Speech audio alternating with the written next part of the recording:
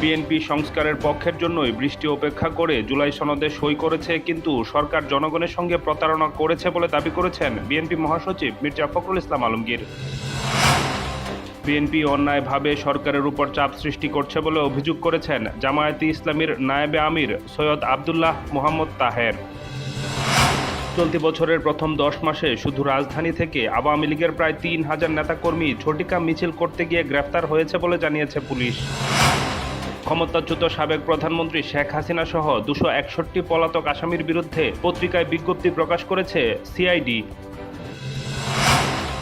রাজশাহীর চারঘাটের সারদায় Bangladesh police academy থেকে লাপাত্তা হয়েছে ডিআইজি মোহাম্মদ এহসানুল্লাহ। গত বুধবার থেকে তিনি রহস্যজনকভাবে নিখোঁজ রয়েছেন।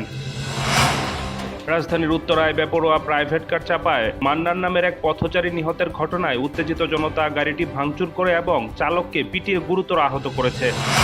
বঙ্গোপসাগর থেকে একটানে 150 মন ইলিশ ধরেছে সাইফ ফিশ নামের একটি মাছ ধরার ট্রলার। শুক্রবার ভোরে আড়তে নিলামের মাধ্যমে বিক্রি হয়েছে 40,50,000 টাকায়।